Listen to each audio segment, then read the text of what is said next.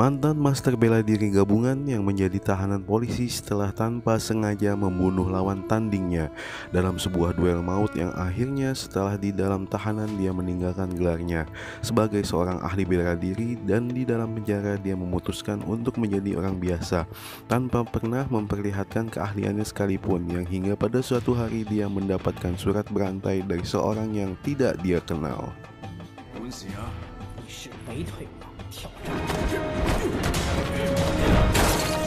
Saat penggemar yang awalnya hanya menjadi seorang pengagum, hingga di kemudian hari karena sang penggemar memiliki pandangan yang salah dalam mengartikan seni bela diri, maka teror dimulai. Awalnya hanya berupa ancaman, tapi tidak lama dia membuktikan ancamannya dengan membunuh para master ahli seni bela diri satu persatu dengan sangat sadis, hingga pada akhirnya mereka berkesempatan untuk saling berhadapan satu persatu dalam satu duel maut udara.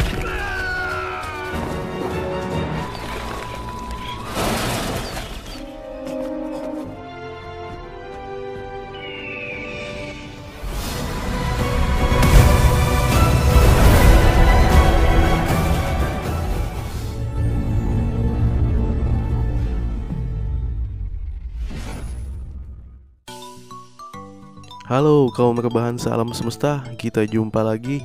Gimana kabar? Sehat ya? Tanggal-tanggal segini saya yakin dompet kalian masih aman, masih tebal kertas truk tarikan ATM. Dan jangan lupa juga tanggal-tanggal segini jangan makan telur dadar terus, nanti takutnya bisulan di bawah ketiak. Dan untuk menjaga kesehatan kalian di musim penghujan sekarang, kaum rebahan salam semesta, saya sarankan jangan jauh-jauh ya dari habitat kalian. Selama di tempat kerja kalian, mata harus sering awas ya dengan svampuk di lobi kantor, karpet masjid, ruang tunggu, dan sejenisnya lah. Buat darurat aja. Oke, tanpa berlama-lama lagi, kita langsung saja recap filmnya. Nyok ah.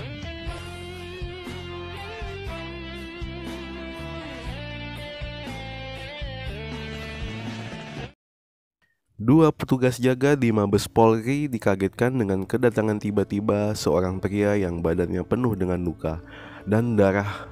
Matanya melotot kebingungan melihat kedua polisi jaga tersebut. Awalnya kedua petugas penjaga mengira kalau pria tersebut baru saja mengalami kecelakaan di jalan. Melihat kondisi tubuhnya yang seperti itu, hingga salah satu petugas jaga berinisiatif menghubungi ambulans. Saat ditanya mereka, pria tersebut tidak menjawab karena masih terlihat kebingungan. Setelah beberapa saat, barulah pria tersebut bisa berkata, dan ucapannya membuat dua polisi tersebut terkejut. Dia mengatakan namanya Ha Ho Mo dan dia baru saja melakukan pembunuhan. 3 tahun kemudian, di sebuah terowongan di Hong Kong terjadi kecelakaan tunggal mobil yang awalnya dikira karena narkoba. Tapi setelah diperiksa tim forensik, rupanya korban meninggal bukan karena kecelakaan, tetapi karena hantaman tangan kosong di beberapa organ tubuh. Dan scene berpindah ke sebuah penjara. Di dalamnya terdapat beberapa narapidana yang sedang bersantai di ruang istirahat.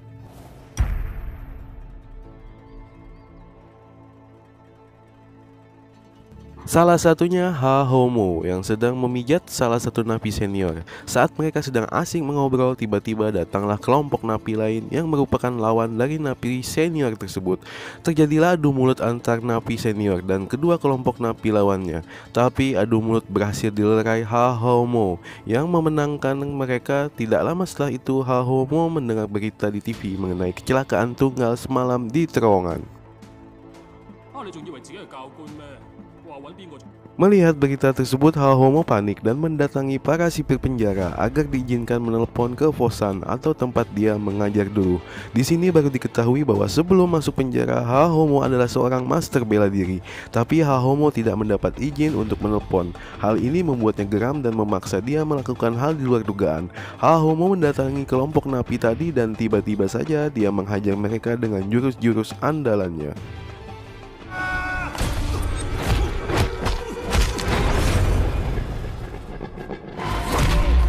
Dan perkelahian baru dapat dihentikan setelah datang bantuan tambahan sipir penjara.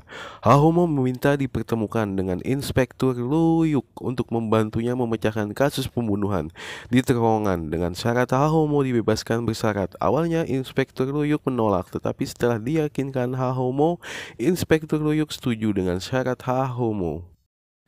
Homo mengatakan kepada Inspektur Luyuk kalau dia pernah bertarung dengan korban di terowongan itu.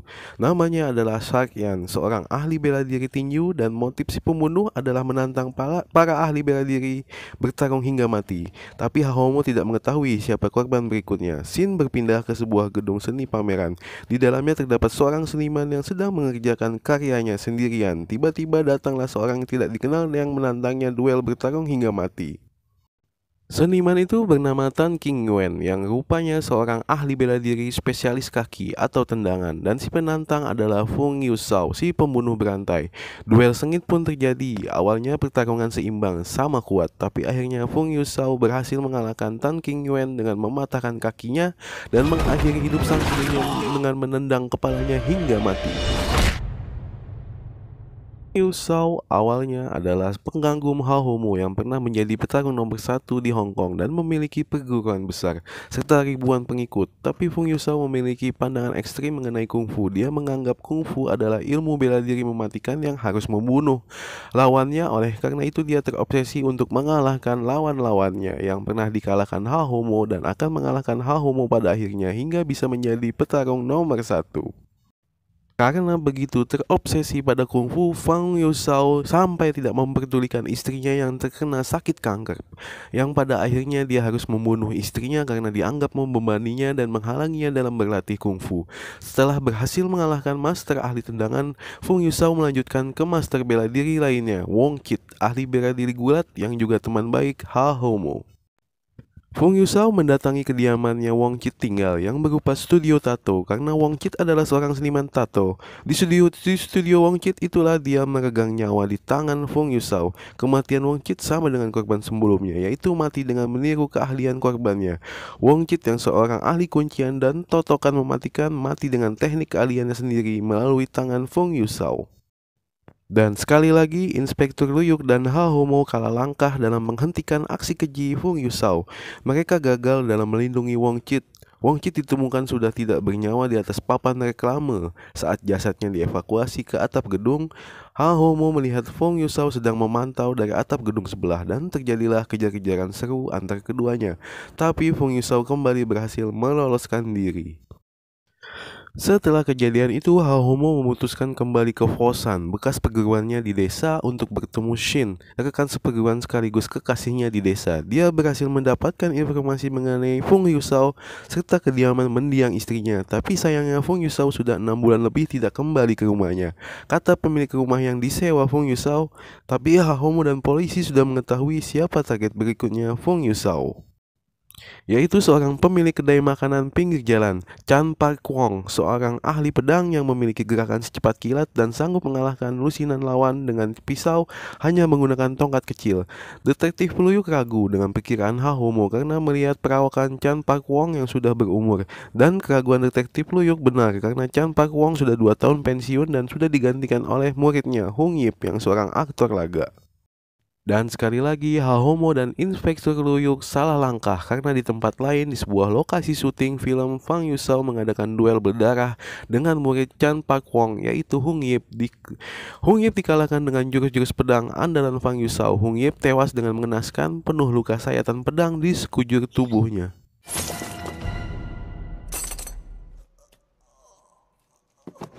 Di saat itu, Inspektur Luyuk mendapat telepon dari pusat. Dia mendapat teguran keras dari atasannya karena kasus pembunuhan berantai para ahli bela diri menjadi headline utama di media-media Hong Kong.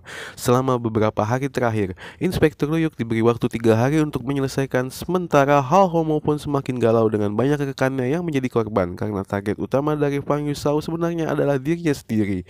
Dan Fang Yusao berencana akan mencelakai Xin Ying, kekasihnya, agar Homo bisa mengeluarkan semua kemampuannya saat berduel nanti.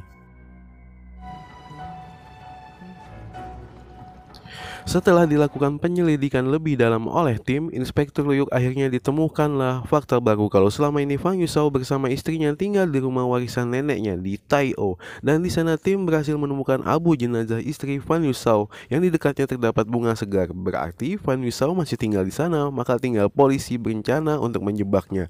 Ketika kembali dan selang beberapa waktu, benar saja Fang Yusao kembali.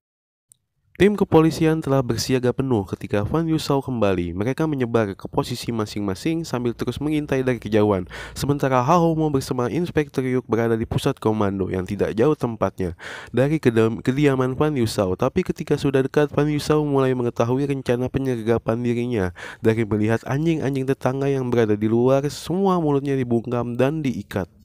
Seketika itu, Van Yusau membelokkan arah perahunya dan menghilang di sisi sungai berbeda. Dan di saat bersamaan, tim polisi di pusat menemukan video rekaman beberapa bulan lalu di lapas tempat Hahomo ditahan. Di video itu terlihat Van Yusau menjenguknya dan berbincang akrab dengan Hahomo. Spontan, para polisi beranggapan bahwa Hahomo bersekongkol dengan Van Yusau, dan Inspektur Luyuk segera mengarahkan pistolnya ke Hahomo. Saat pistol diarahkan ke Hahomo, di saat itu di monitor CCTV pengintai terlihat Shinji kekasih Hahomo menuju TKP, dan di monitor lain Van Yusau sedang mengendap-endap menuju ke TKP juga. Melihat itu, Hahomo panik dan melawan para polisi yang akan menahannya. Kemudian dia melarikan diri. Tapi ketika tiba di TKP, Hahomo terlambat. Shinji sudah tergeletak tak berdaya dan karena terluka parah banyak kehilangan darah. Hahomo segera menghubungi polisi untuk meminta pertolongan. Sebelum Hahomo pergi, Shinji meminta Hahomo untuk tidak mengejar Van Yusau, tetapi Hahomo menolak dan meninggalkan Shinji. Setelah bantuan mendekat, Hahomo mengetahui target selanjutnya Van Yusau, maka dia menghampiri target untuk menggantikan posisinya. Di jalan raya, mobil truk yang dibawa Hahomo dicegat oleh Van Yusau, dan sepertinya Van Yusau sudah mengetahui kalau truk itu dibawa oleh Hahomo, dan setelah itu terjadilah duel sengit di tengah jalan raya di Hong Kong pada tengah malam. Di awal duel keduanya sama kuat, tetapi Hahomo yang sudah terbakar oleh kemarahannya karena kekasihnya Shinji yang terluka parah akibat perbuatan Van Yusau sangat bernafsu untuk menghabisinya, dan di saat mendekati kemenangan, Hahomo tersadar kalau dia sudah melewati batas dan hampir mengulangi kesalahan masa lalunya, yaitu membunuh Van Yusau dengan tangannya. Melihat Hahomo tidak mau membunuhnya, Van Yusau segera melarikan diri ke bawah truk yang melintas, dan di saat itu juga dia menarik Hahomo ke bawah truk. Di saat terjadi pergulatan di bawah truk, Hahomo langsung terseret truk karena terlambat saat akan meloloskan diri dari tabrakan truk. Melihat Hahomo yang sudah terluka parah tidak sadarkan diri akibat terseret truk tadi, Van Yusau segera menariknya ke tepi jalan, dan di saat dia akan menghabisi nyawa Hahomo, datang Inspektur Luyuk yang menembak mati Hahomo.